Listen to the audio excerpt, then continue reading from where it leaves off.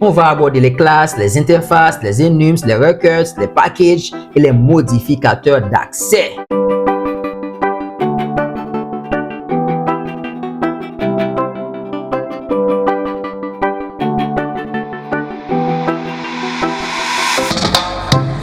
Salut à tous et bienvenue sur la chaîne Solid Code App. Je suis ici avec Marie. Salut à tous et bienvenue dans cette nouvelle vidéo. Avant de plonger dans les 4 piliers de la programmation orientée objet, on va poser les bases avec quelques concepts essentiels en Java. Aujourd'hui, on va voir les types d'objets, les packages et les modificateurs d'accès. Ces concepts sont super importants pour bien structurer et sécuriser ton code. Alors, aujourd'hui, on va aborder les classes, les interfaces, les enums, les records, les packages et les modificateurs d'accès. Et vous allez voir, tout ça est très facile à comprendre. On va aussi illustrer chaque concept avec un exemple dans l'écran noir. Bienvenue dans notre écran noir. Rentrons tout de suite dans notre roadmap. Nous allons voir les types d'objets, notamment les classes, les interfaces, les enums, le type records qui est très récent. OK? Et puis nous allons nous intéresser au package et on va finir sur les modificateurs d'accès. Alors, on va commencer par les classes. Une classe est un plan pour créer des objets. Elle définit les propriétés et les comportements que ces objets auront. Concrètement, c'est une unité ou bien une entité qui regroupe les attributs et les méthodes. Voyons voir ça. Nous allons créer une classe voiture. Comment on peut faire avec VS Code? On fait un petit clic droit sur le dossier SRC et on va faire New Java File. On passe la souris dessus et ça nous propose un ensemble de types classe, interface, enum, record, etc. Donc, nous, ce qu'on veut, c'est de créer une classe. Donc, on clique sur classe. Et ici, on nous demande tout simplement de donner un nom à notre classe. On va nommer notre classe voiture. D'accord. Enter. Et là, nous avons notre classe voiture qui vient d'être créée. On a public classe voiture. Notre classe voiture vient d'être créée. OK. Et ceci dit, dans une classe, on a dit qu'il y a des attributs et des méthodes. Oui. C'est ce que tu viens de dire, Marie. Hein? C'était tout simplement des propriétés et des comportements. Donc, propriété, c'est attribut. Comportement, ce sont les méthodes. Très bien. Bien. Nous allons définir un ensemble d'attributs pour notre voiture. OK? Notre voiture peut avoir quoi? Une marque. Oui. OK? On va dire public string. OK? Public string marque. On vient de définir une propriété ou bien un attribut de notre classe voiture. Quel autre attribut qu'on pourrait définir dans cette classe? La couleur de la voiture. Pourquoi pas? On va public string couleur. Bien. Là, nous venons de définir l'attribut couleur. Maintenant, nous allons nous intéresser au comportement de la voiture. Ça peut être démarrer, par exemple. Nous allons créer une méthode public void. La méthode, on va nommer la méthode démarrer. OK? J'ai écrit oblique et pas public. OK, cool. Public void démarrer. Donc, à l'intérieur de cette paire d'accolades, nous allons tout simplement écrire ce qui va être fait quand on démarre la voiture. OK? Donc, qu'est-ce qui va être fait? On va tout simplement sortir un petit 6O pour dire que la voiture est en cours de démarrage, mais la voiture est démarrée. OK? OK. On va tout simplement concaténer avec la marque de la voiture. OK? D'accord. On va dire, on va mettre la marque. 10.marque. Voilà. On va dire démarre. Voilà. Bien. D'accord. Donc là, nous venons de créer une classe avec des attributs, mais aussi un comportement. On peut ajouter autant de comportements qu'on veut. On peut ajouter autant d'attributs qu'on veut. Mais il y a un truc important à savoir dans les classes. Et les classes ont des constructeurs. Les constructeurs, ça permet d'instancier la classe, c'est-à-dire de créer un objet à partir de ce modèle. D'accord. OK?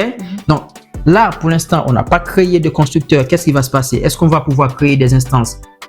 Oui. Oui. On va pouvoir créer des instances. Pourquoi? Parce que en Java, même si tu ne crées pas de constructeur, il y a un constructeur par défaut. Ah oui. Oui. Super. Le constructeur par défaut, c'est un constructeur sans paramètres. D'accord. Le constructeur, c'est comme une sorte de méthode, mais c'est fait avec le nom de la classe. OK? Tu dis public, voiture. Évidemment. OK? Et là, nous venons de créer un constructeur sans paramètres. OK? OK. Constructeur sans paramètres. Bien. Sauf que quand on crée une voiture, on a envie qu'on nous donne la marque, la couleur en même temps. Oui. Donc, ce qu'on va faire, on va créer un constructeur avec paramètres. Super. Un deuxième constructeur public, voiture. Et là, on va dire, tu dois me donner quoi? La marque, Oui. mais aussi la couleur. En deuxième paramètre. OK? Bien. Mais quand on récupère des arguments, il faut bien qu'on fasse une petite affectation. On va affecter les arguments qu'on reçoit dans les constructeurs. Oui. On va affecter ces valeurs-là à nos attributs. Qu'est-ce qu'on va faire? On va dire, utiliser un mot-clé. C'est très important. Retenez. Le mot-clé pour dire que je veux utiliser cet attribut qui vient de la classe, c'est le mot-clé this. T-H-I-S. Point. Mark égale. Je vais prendre le paramètre ou bien la valeur qui a été passée en paramètre. OK? OK. Donc, je vais prendre mark. En gros, mark que j'ai écrit ici, après les points, après 10 points, c'est mark qui vient de la classe. C'est-à-dire, c'est l'attribut de la classe. C'est pour ça que j'ai utilisé le mot-clé 10 points. Et mark qui est ici, c'est mark qui vient tout simplement du paramètre du constructeur. Oui. On va faire exactement la même chose pour couleur. OK? 10.couleur égale couleur. Parfait. Donc ici, nous venons de créer un constructeur. Avec des paramètres. Constructeur avec paramètres. Ça, c'est cool. Oui. Bon, ce que je vous propose, c'est d'aller plus loin. OK. C'est de passer dans la classe app, qui est le point d'entrée de l'application, comme on l'a dit dans les séries de vidéos sur la programmation procédurale. Et nous allons dans la méthode main, nous allons essayer d'instancier une voiture, c'est-à-dire de créer un objet de type voiture. OK? Alors, on va dire voiture, c'est le type. Ma voiture égale new. Le mot-clé new permet d'instancier une classe. OK? Oui. New voiture. Bien. Là, j'utilise quoi? J'utilise le constructeur sans paramètres. Mais moi, j'ai envie de donner la marque et quoi qu'on a dedans? La couleur. On a la marque et la couleur. Donc, j'ai envie de donner la marque et la couleur. C'est quelle marque ta voiture? Je vais dire, c'est Peugeot. Peugeot. Pourquoi pas? On est dans les compliqués. Hein? La couleur, on va dire rouge. Bien. On lui donne les deux paramètres, marque et couleur. OK? Maintenant, je vais essayer d'utiliser le comportement de ma voiture. On avait un seul comportement qu'on a défini, c'est-à-dire une seule méthode. On va essayer de l'utiliser. On va dire ma voiture, l'objet voiture que j'ai créé, point, démarrer. Tac. Si je fais que ça, qu'est-ce qui va se passer? On ne sait pas. On va lancer l'application. Qu'est-ce qu'on a ici? La voiture Peugeot démarre. Ah, super. Notre voiture démarre. Ah ben oui. Passons tout de suite aux interfaces. Les interfaces permettent de définir des contrats de comportement. Une interface ne contient que des déclarations de méthodes et les classes qui l'implémentent devront définir ces méthodes. Alors concrètement, qu'est-ce que c'est qu'une interface? C'est un contrat entre l'interface et la classe. C'est-à-dire, si une classe veut implémenter une interface, la classe doit implémenter toutes les méthodes. C'est ce que tu as dit, hein? Tu as dit, c'est un contrat de comportement. Et comportement, ce sont des méthodes, ok? Oui. Bien des actions. Donc, la classe est obligée d'implémenter toutes les méthodes non implémentées qui sont dans l'interface. L'interface contient les déclarations des méthodes. Qu'est-ce que ça veut dire? Ça veut dire il n'y a que la signature de la méthode que tu vas trouver dans l'interface. Nous allons voir tout ça. Nous allons d'abord créer une interface. Je vais créer une interface voiture. OK? OK. On va rester dans le dossier source SRC. On va créer une interface. New Java File, interface. Et je vais nommer mon interface e-voiture par exemple. E-voiture, pourquoi pas. Alors, nous devons maintenant déclarer des comportements à l'intérieur de cette interface. Alors, je vais déclarer un premier comportement. Il serait démarrer. Oui. Voilà. Public void démarrer. Parfait. Qu'est-ce qu'on voit ici? Je viens tout simplement de déclarer une méthode qui a juste la signature, il n'y a pas de corps. Ouais. Maintenant, si une autre classe veut implémenter l'interface e-voiture, la classe est obligée d'implémenter cette méthode. OK? OK. On va retourner dans la classe voiture. On va retourner. On va faire comme si cette classe n'avait pas la méthode démarrer. Bien. Maintenant, ce qu'on va faire, on va utiliser. Bon. On va implémenter. On va demander à la classe voiture d'implémenter l'interface e-voiture. D'accord. Il y a un mot-clé qui est utilisé pour cela. C'est le mot-clé implement. On va dire public class voiture implement e-voiture. E-voiture qui est en fait une interface. Qu'est-ce qu'on remarque? Il y a des vagues. Ouais. Les vagues, qu'est-ce que ça dit? Me dit attention, tu implémentes une interface. Mais l'interface, sachant que c'est un contrat, il y a des comportements que toi-même tu n'as pas définis. Ouais. Il faut penser à définir ces comportements. Mais quel comportement qui me dit? Le comportement démarrer. Donc, qu'est-ce que je vais faire? Je vais lui dire non, t'inquiète pas, je l'ai ce comportement. C'est juste que je l'avais mis en commentaire. Donc, il faut juste que je vire ça et tu vas voir, tout roule. Ok, j'ai vu ça, j'enlève les commentaires. Où est passée l'erreur? Il n'y a plus d'erreur. Parce que le compilateur de Java a remarqué que je respecte le contrat. Il y a un contrat entre l'interface e-voiture et la classe voiture. On peut déclarer autant de méthodes qu'on veut. Notre classe sera obligée d'implémenter toutes ces méthodes. Nous allons déclarer une méthode freinée. Public void freinée. Bien. Bien. Ben là, il va y avoir encore un autre problème dans la voiture. Voiture, le compilateur est en train de se plaindre. Je vais lui dire, attends, ok, pas de problème, je vais tout simplement implémenter cette méthode. Comme ça, tu me laisses tranquille. Ok? Ouais. Je vais implémenter la méthode freinée. 6O. La voiture freine. Ça, c'est cool. Et là, il me laisse tranquille le compilateur. Tu as respecté le contrat. Donc. Le contrat est respecté. OK? Là, il y a quelque chose de très important à savoir. On nous a dit qu'on peut déclarer seulement des méthodes à l'intérieur d'une interface. C'est-à-dire, on peut y ajouter que des signatures des méthodes. Il y a une petite modification dans le langage. Java 8 est arrivé. À partir de Java 8, nous pouvons déclarer des méthodes par défaut à l'intérieur des interfaces. C'est-à-dire, tu ne fais pas que les déclarer. Tu les déclares, tu les implémentes aussi. OK? D'abord, on va déclarer une méthode par défaut. Quelle méthode par défaut qu'on pourrait déclarer?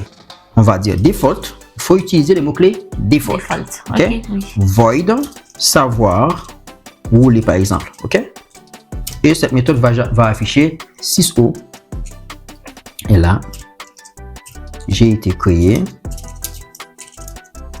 pour rouler. Bien. Donc, cette méthode par défaut a été déclarée et implémentée dans l'interface sans problème et n'oblige pas la classe voiture à l'implémenter. Oui, c'est ce que La classe voiture n'a pas l'obligation d'implémenter cette méthode parce que c'est une méthode qui a été implémentée dans l'interface. C'est une méthode par défaut. Tu as utilisé le mot-clé default. D'accord. Autre chose, la classe n'est pas obligée de l'implémenter, mais la classe peut choisir de la redéfinir cette méthode. Donc, qu'est-ce que je peux faire? Je vais faire un petit test ici. Je vais tester ça. Ici, j'avais créé une voiture. OK? Et regarde bien, je n'ai pas défini la méthode savoir rouler. Non. Je vais l'appeler ici par contre sur ma voiture. Ma voiture, point savoir rouler. Le compilateur ne pose pas de problème. Non. Il voit que, bon, écoute, je peux appeler savoir rouler. Pourquoi? Parce que ma voiture implémente bien une interface et l'interface a la méthode savoir rouler. Donc, je vais lancer l'application pour voir est-ce que savoir rouler va sortir quelque chose. On lance l'application. Qu'est-ce qu'on a? La voiture Peugeot démarre. J'ai été créé pour rouler. Ah, créé. Il faut un petit émier quand même. Hein? OK? Donc, c'est la voiture. Ouais. Bien. Bien. C'est cool ça. Alors, nous allons passer aux énumérations. En Java, les énumérations ou énum sont une manière d'énumérer un ensemble de valeurs constantes. Alors, on va voir comment on crée un enum, comme on dit, en Java. On va cliquer sur dossier source. Oui. Nous allons faire New Java File et on voit sous-menu avec une liste d'items, on a enum. Oui. On clique dessus, on va donner un nom. Je vais créer un enum de marque, par exemple. Pourquoi pas? D'accord, oui.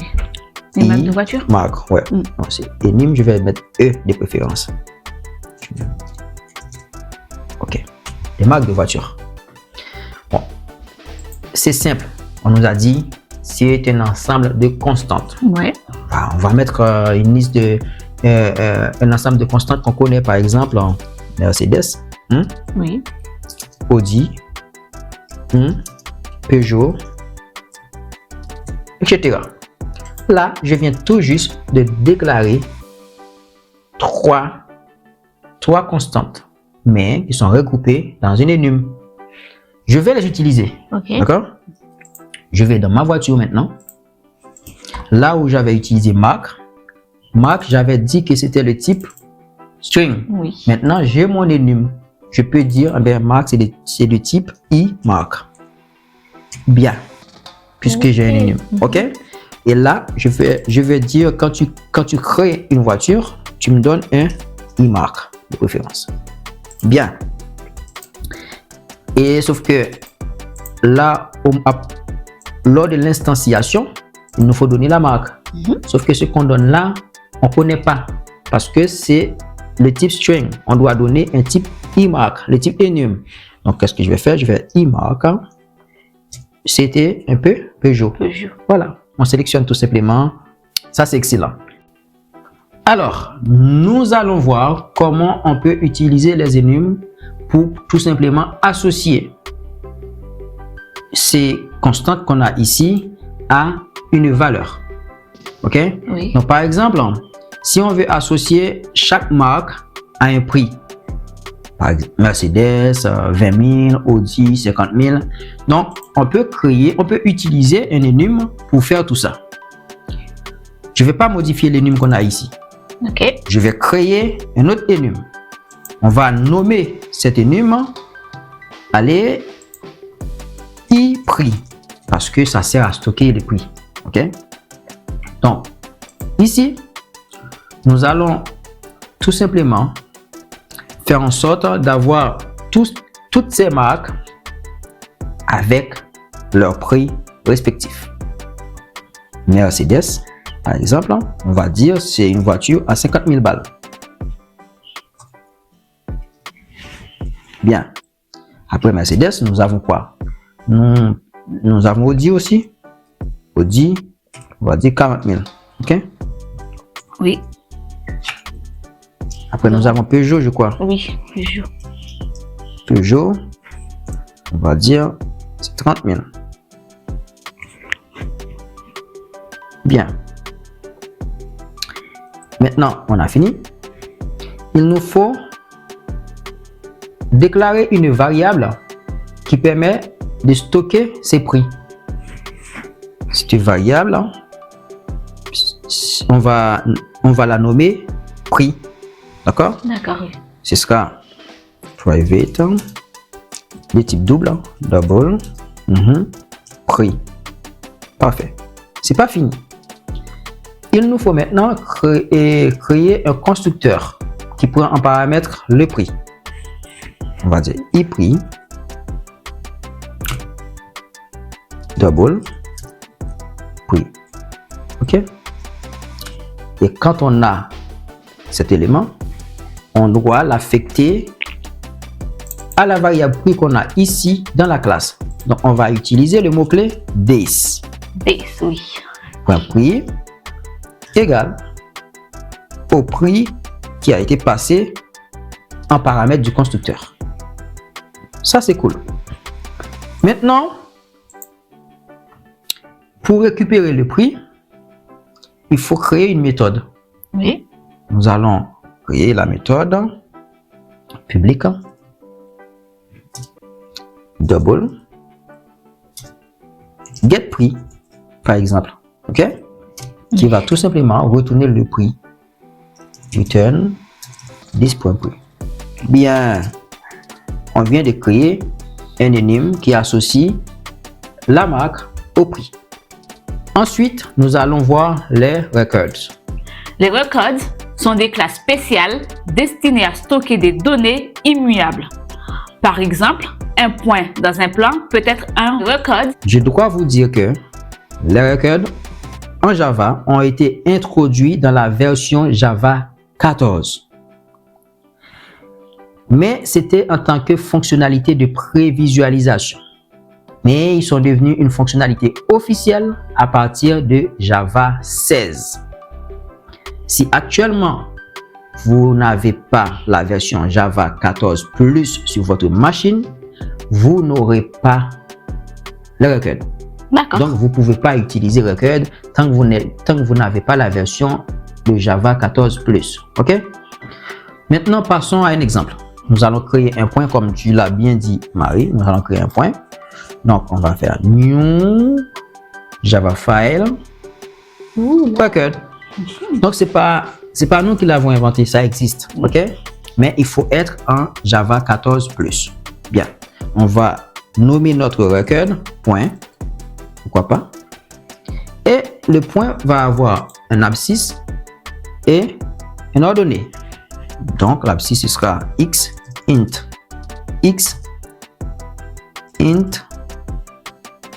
y. Alors, il y a un truc intéressant qui a été dit. C'est que les records sont de type immuable. Immuable veut dire que une fois instancié, tu ne peux plus modifier les propriétés de cet élément. OK.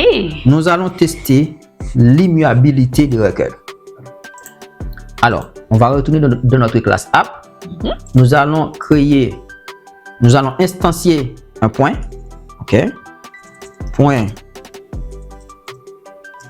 égale new point. C'est pareil, c'est comme on faisait pour les classes. Hein. C'est le mot-clé new qui est utilisé pour instancier point. D'accord? D'accord. Et on donne l'abscisse 10, ordonnée 30 par exemple. OK? Là, nous venons d'instancier un point. Comme on nous a dit que c'est immuable, cela veut dire qu'on ne peut plus modifier 10 et 30. Si on veut avoir un autre point, on n'a qu'à créer ou bien instancier un autre point. Je vais tenter de modifier point. Je vais dire point. Point. Ça me donne pas de possibilité. Hein? Je vois x. Le x là, ça va me sortir tout simplement la valeur de x. et y, c'est deux méthodes qui ont été créées pour nous avec le nom des variables x et y. Et c'est tout. Il n'y a plus rien. On ne peut plus rien faire. Ok, tu m'as eu. Mais je vais rentrer à l'intérieur de notre requête pour voir est-ce que je ne peux pas faire quelque chose. Je rentre ici. À l'intérieur, je vais créer une méthode qui permet de modifier soit l'abscisse ou bien l'ordonnée. Ok? D'accord. Je vais dire point. Oh non. Public void update x. Ok? Update x. On va passer en paramètre la nouvelle valeur. Donc ce sera quoi? Int new x. Bien. Et là, je vais tenter de faire un 10.x égale new x. Ok? 10.x égale new x. New x. La nouvelle valeur que j'ai reçue ici. Ah, je vois qu'il y a une petite vague ici. Qu'est-ce qui est écrit? The final fade point x cannot be assigned. Il y a une information importante. L'information est que le champ a été défini dans les records en tant que final. Ah. Quand on définit un champ en final, même si c'est dans une classe normale, c'est pas dans un record, c'est une constante. Donc, ce champ x qu'on passe quand on instancie le record, c'est un champ que Java utilise en tant que constante. Tu peux plus modifier. Donc, il y a vraiment pas moyen de modifier les paramètres de record. Ok. Oui. C'est vraiment immuable. Passons maintenant au package. En Java, un package permet de regrouper des classes et des interfaces liées entre elles. Cela permet de mieux organiser le code et d'éviter les conflits de noms. Dans notre cas précis ici, nous allons faire en sorte de regrouper tout ce qui concerne les voitures dans un package. Et puis, d'autres trucs vont être regroupés ailleurs. D'accord. Bien. Et là, nous avons la marque, nous avons voiture, nous avons tout ça. Alors, comment on crée un package? On n'a qu'à tout simplement cliquer sur SRC, clic droit. On fait un new package, new Java package. C'est tout, c'est écrit. New Java package. On va nommer notre package voiture. Ben oui, c'est la boîte qui va contenir tout ce qui concerne les voitures. D'accord. Ok. Voiture. C'est notre package. Bien. Donc, comme vous le voyez, il y a un sous-dossier qui est créé dans le dossier SRC. C'est à l'intérieur de ce sous-dossier qu'on va devoir ajouter tout ce qui concerne la voiture. Il y a voiture, il y a aussi e-voiture, il y a marque. Je vais prendre tout ça, je vais déposer dans le dossier voiture. Ok. Il y a peut-être des choses à faire parce que quand on fait ça, on déplace des fichiers. Il y a peut-être des imports, des choses. Ok. Parce que là, on n'est plus dans le même package là. Ok. Là, si on rentre dans app.java, qu'est-ce qu'on voit? Import voiture.imac. Voiture. C'est-à-dire, il se dit, c'est fait automatiquement. Hein. Si je dois importer, je dois rentrer dans le dossier voiture, je vais retrouver la voiture. Très bien. Donc, on vient de créer un package et c'est voiture. Et on peut aussi, on pourrait aussi y mettre le prix parce que c'est le prix qui concerne la voiture. Après, on peut découper autant qu'on veut. D'accord? Donc là, je vais essayer de mettre ça à l'intérieur. Mais le point n'a rien à voir avec voiture. Oui, c'est sûr. Donc, on pourrait créer un package géométrie pour ça. OK? Très bien. Java package, on peut l'appeler géométrie. Hein. Voilà. Donc, du coup, je mets dedans. Bien. C'est-à-dire, s'il y a autre chose qui ressemble à la géométrie, je peux ajouter dans cette boîte. D'accord. On n'a pas importé C'est fait automatiquement puisqu'on utilise en fait VS Code. Ben, il voit qu'on avait utilisé des voitures, on avait utilisé la marque et le point, et c'était dans le même package parce qu'on était dans la source, et il voit qu'on les déplace, on les met dans voiture, et il les fait automatiquement. Il dit bon, maintenant il faut que je les importe. C'est super intelligent ça. Voilà, ben oui. C'est des outils qui nous facilitent la vie. Mais sinon, ce serait à nous en fait de venir ici, d'importer tout ça. Manuellement. Exact.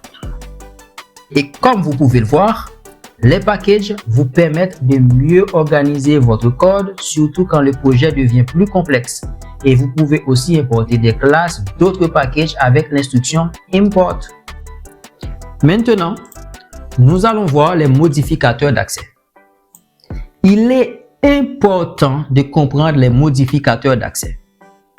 En Java, vous avez 3 principaux modificateurs pour contrôler la visibilité des classes, méthodes et variables.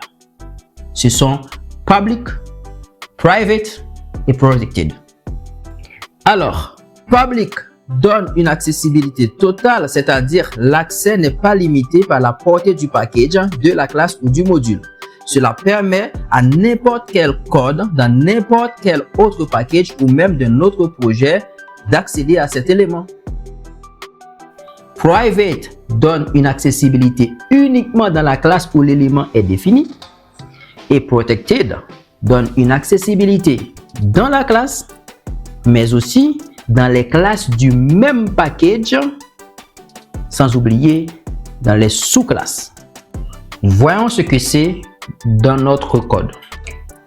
Comme vous pouvez le remarquer, quand j'ai créé ma classe voiture, j'ai déclaré mes attributs avec le mot-clé public, ce qui veut dire que j'ai donné une accessibilité totale. Alors, ce n'est pas qu'un accès en lecture, c'est-à-dire depuis l'extérieur, depuis n'importe quel projet, n'importe quel package ou module, on peut modifier la valeur de mes attributs. Nous allons restreindre l'accès. Donc, on va essayer d'utiliser private de préférence, comme ça, on sécurise notre marque de manière à ce que quand on crée une voiture, que personne ne vienne modifier la marque. Ah oui. Ok. Donc, on va faire exactement la même chose pour la couleur. On va mettre private. Ok. Oui.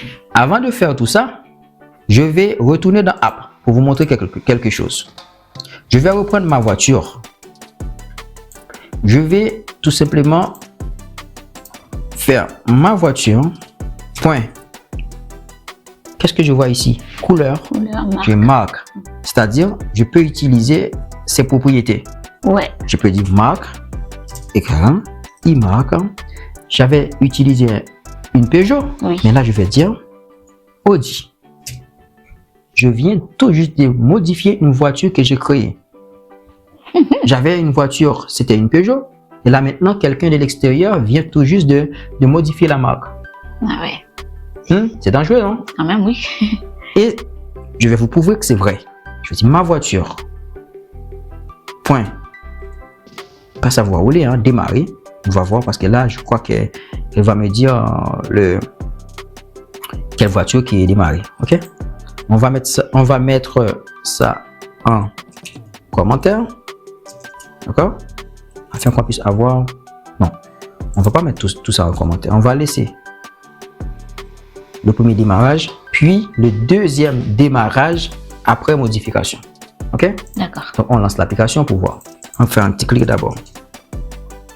On lance l'application. Qu'est-ce qui se passe? La voiture Peugeot démarre. Mais la deuxième fois, qu'est-ce qui s'affiche? La voiture Audi démarre. Donc, on a modifié cette propriété depuis l'extérieur. D'où l'importance de rendre cette propriété private. Ok? On va rendre private cette propriété. Ok, notre propriété est private. Quand on rentre dans App, il me dit attention, tu peux pas. Hein. Tu peux pas parce que c'est un champ qui n'est pas visible de l'extérieur. Donc, tu peux pas.